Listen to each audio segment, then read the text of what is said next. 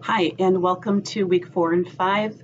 What I'd like to do for this week is to just give you, first of all, a heads up on some items that you're going to see in your week 4 and 5 folder. I've combined these 2 weeks, and that week is, or these 2 weeks are covering the topics of intelligence, wisdom, and creativity, and the controversy of do these things decline with age? The other thing that you're going to see in your folder is a learning assessment that will cover the topic from week 3, which is biology of aging, and a portion of this week 4 content. And the portion of the learning assessment from week 4 that will be included is on pages 97 to 103. And I'm going to go through the key things there for you in just a minute. But weeks 4 and 5 are covering pages 97 to 135 in your textbook. And Moody and Sasser set this up as a controversy about talking about intelligence and creativity and wisdom and if they decline with age. So let me begin with, first of all, covering the important content that's going to be included in your learning assessment for this week. And as I said, it begins on page 97. And so Moody and Sasser begin with defining really three types of intelligence. The first type of intelligence is called fluid intelligence. Fluid intelligence is the intelligence that you acquire in your younger years and you build upon that intelligence.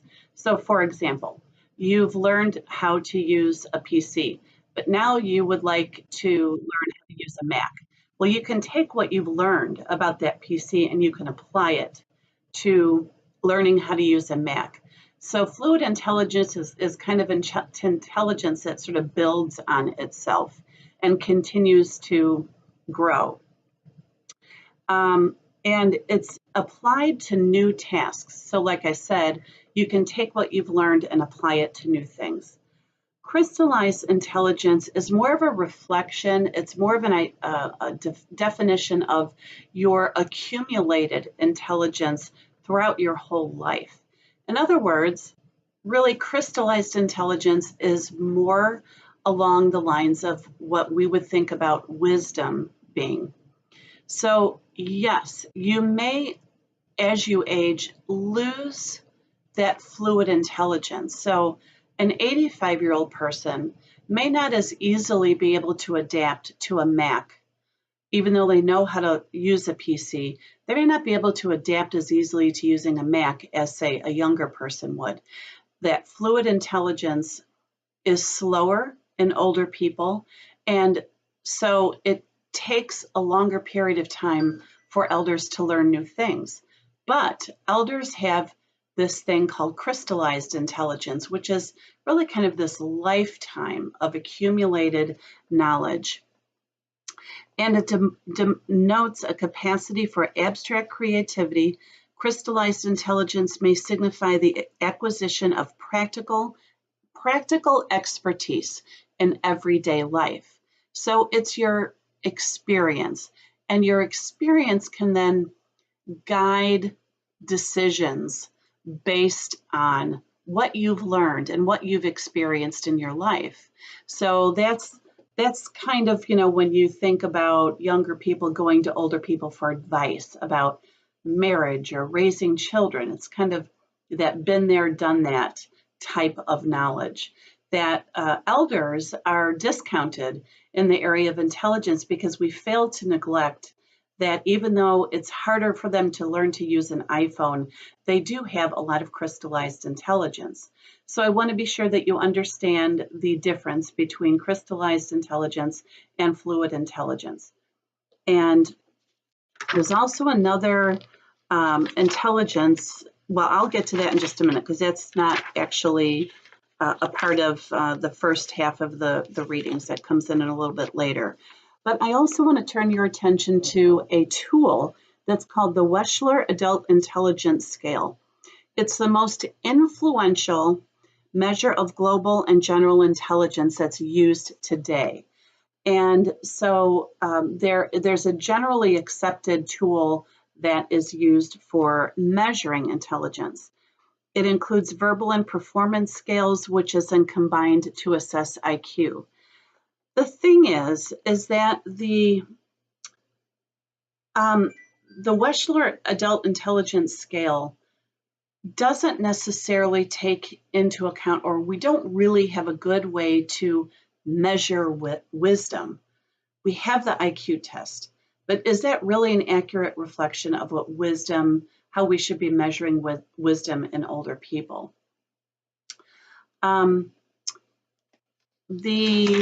What else did I want to cover? There's also a concept that is referred to as a cognitive reserve capacity. And that is a concept that is used to describe the ability for people to continue to learn, and that there is a degree of unused learning potential in all people, including older people.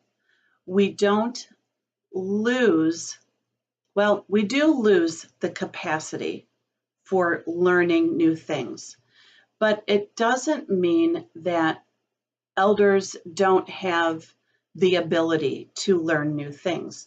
They just may learn them differently or learn them slower, or maybe because of some of their sensory deficits.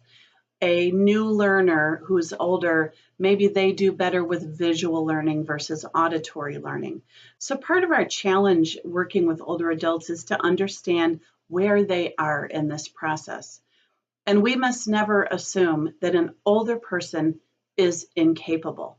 In fact, as healthcare providers working with older adults, we actually have to assume the opposite. We have to assume that everybody has cognitive reserved capacity. And so we must never discount the ability of our elders to learn new things. So, studies do show that reaction time in older adults does slow down. And some of those things just, they make sense. We know from biology of aging that we have cells that are dying off. We have slower cognitive processing. And so that is going to affect an elder's ability to learn new things, but we must never discount their ability to do so. So one of the things that is agreed upon by many gerontologists is that this is an area that is very difficult to study. And there's really no one agreed upon method or definition of how to define intelligence and measure intelligence. And so this is an area that is somewhat controversial because, we don't really have a good way to measure this. But when intelligence is defined as the ability to think and learn new things, there is a lot of flexibility and there's a lot of potential for growth, even at advanced ages. So a lot of it depends on how we define intelligence and how we ascribe intelligence to older adults. There's another type of intelligence that's called developmental intelligence. And that is developmental intelligence is the degree to which a person has manifested unique neurological, emotional, intellectual, and psychological capacities. And that's integrated into the mature brain. So this is an area that older adults actually have an advantage over younger people, because younger people, your brains are still growing and maturing. And this is also, developmental intelligence is also referred to as advanced thinking. It's the ability to have critical thinking, the ability to admit that answers are not always right and wrong, that there's a gray, the ability to suspend judgment before making an evaluation, the ability to accept uncertainty. So in some ways, it's a little bit of that abstract thinking. And older adults, many of them are able to do that very well. They are able to be more contemplative, if you will, able to analyze and sit down and think about an issue and pull in from their wisdom, their experience, the things that they've read about the topic in the past, and really dig deep and pull into that long-term memory bank.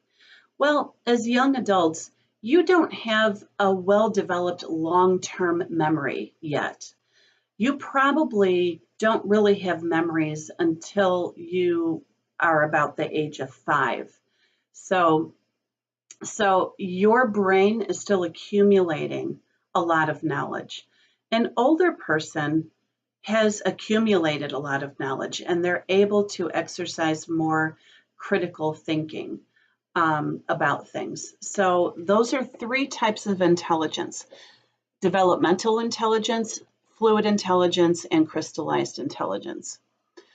When it comes to creativity, there is a theory that you will read about that begins on page 109. It's actually reading number 11. And it's called the peak and decline theory of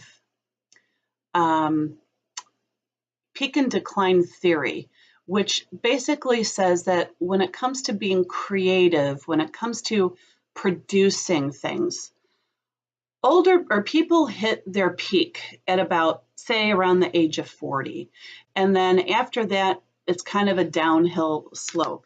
And this researcher by the name of Harvey Lehman actually did some studies around people who produced a lot of great things in the areas of chemistry and math and physics and electronics and inventions and surgical techniques and things.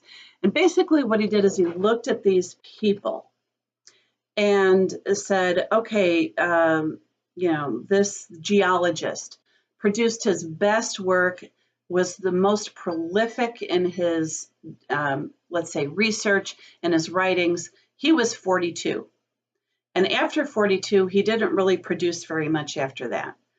And so he looked at all of these famous people, if you will, and retrospectively studied them.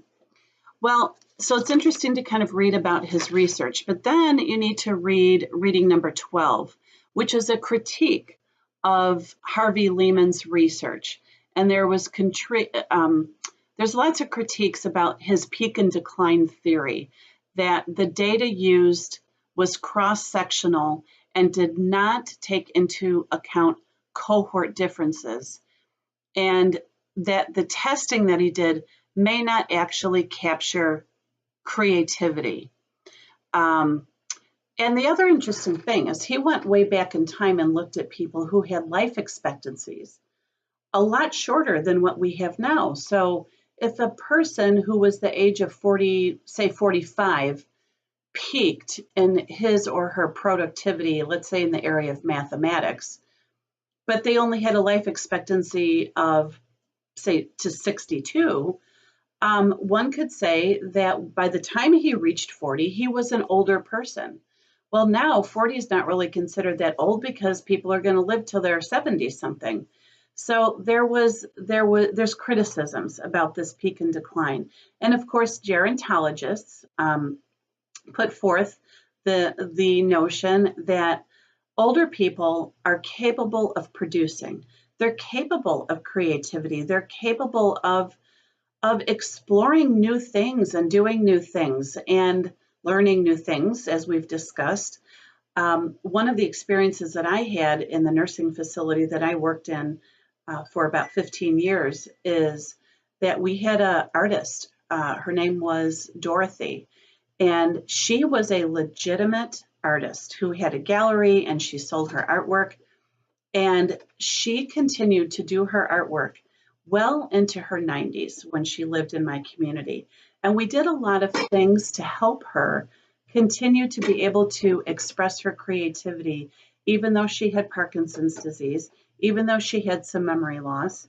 One of the things that we did was she found working in the art room that we had very distracting because of the talking and the phones ringing and lots of people coming in and out of the room. So we set up for her a space in one of our unused rooms, and that was her art studio so that she could concentrate and focus and still produce at the age of 97 beautiful pieces of artwork.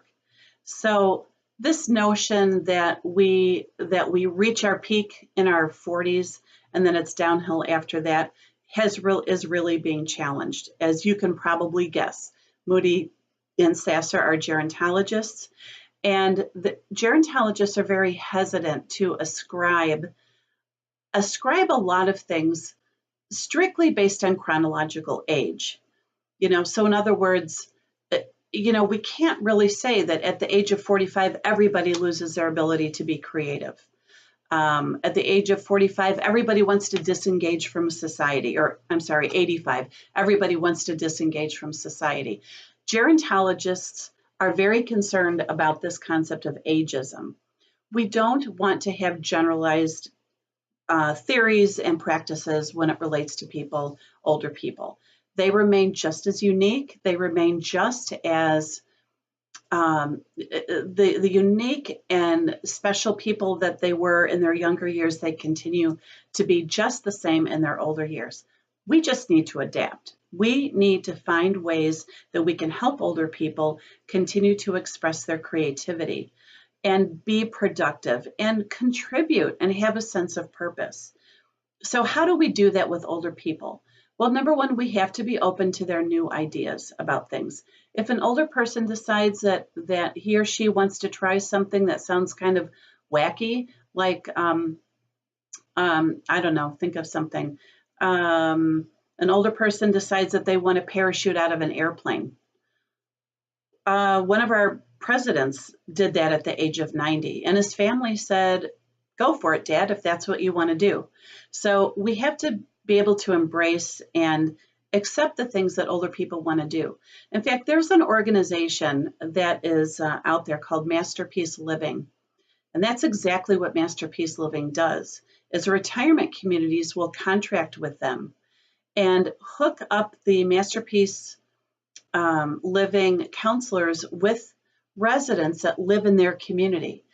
And Masterpiece Living asks those residents, what do you want to do? You're 80 years old. What's your bucket list? And let us help you get there. So retirement communities are embracing this idea of we can't just let our residents languish and attend bingo every day. We have to give them opportunities to express themselves and be creative and have a fulfilled life and explore things that they maybe never had the time or the opportunity to do. We can support creativity by helping them focus their attention and minimize distractions and provide a supportive environment for them to be creative. So the learning takeaways from the week 4 and 5 content is that older adults can continue to learn new things.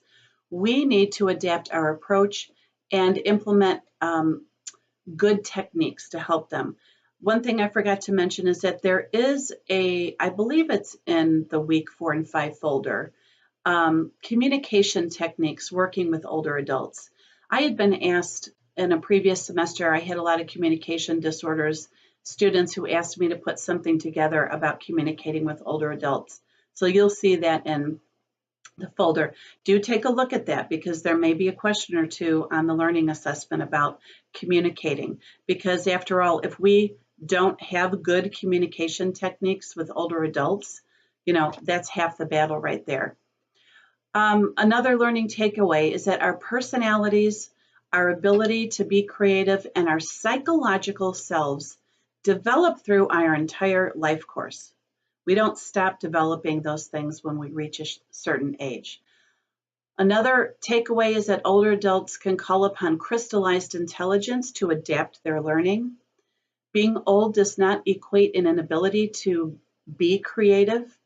Elders possess wisdom that we must tap into, and we need to refocus our discussions related to older people from decline to growth. So even people who have cognitive frailties or physical frailties, there are still ways that those individuals can grow. I shared with you a moment ago that we have had the facility I used to work in, an art therapy program.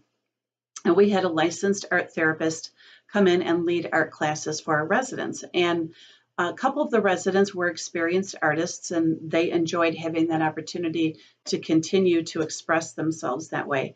But we also had people who had never lifted a paintbrush in their life who started coming to the art program. And it was absolutely amazing to see what they were able to produce and how it made them feel, how seeing a piece of work in front of them makes them feel. Very rewarding. As a part of some of the volunteer work that I do, I go back to the facility where I used to work and I lead the resident chorus. And I have residents that come to that chorus who have never sung in their life. And many times they just mouth the words, or maybe they'll just sit there and they'll listen. And they're not really singing, but they want to be a part of that. And that's very rewarding and fulfilling. So as care providers for older adults, we need to find these opportunities and be very creative in how we can support their continued growth, their development of their psychological selves, and opportunities for them to express their creativity. It is a difficult area to study. It's very difficult to study people and to study their behaviors and how they age and to draw any universal conclusions. So it's a difficult area for us to study. I think I have covered all of the key points that I wanted to for week 4 and 5. Week 6, we're going to be getting into the topic of our healthcare system. And also in your week 4 and 5 folder is a discussion board on intelligence in older adults. The learning assessment will open. We'll take a look at the date that it's going to open, because I hesitate to state a date in the video because I use these videos in other semesters and it throws students off. So please look in your folder week 4 and 5 to see the date that week 3 and 4 learning assessment will open up. And you will see an assignment about a writing assignment, a profile of purposeful aging. All of the directions are there for that writing assignment. I've purposely kept the assignments in weeks 4 and 5 a little bit on the light side so that you have some time to start working on that writing assignment. I want you to take a look and research an older person that is really living their life to the fullest potential. It can be a famous person. It can be somebody in your family. It can be somebody that you don't know, and who's not famous, somebody that you find on YouTube, somebody that you've read about in a book. It can be an older person. And when I say older, I would say over the age of 65. And I want you to do a little bit of research on them and discuss their accomplishments and discuss their personal philosophies on aging and relate their story to concepts that we have talked about so far in the class. Please don't write about Betty White. I have probably read 15 or 20 papers about Betty White. She's an amazing woman. She's accomplished a great deal, but I can't read another paper about Betty White. Thank you. I appreciate that. All right, I think that's it. So have a good week, and you will see me in week 6 talking about aging and healthcare. All right, take care. Bye-bye.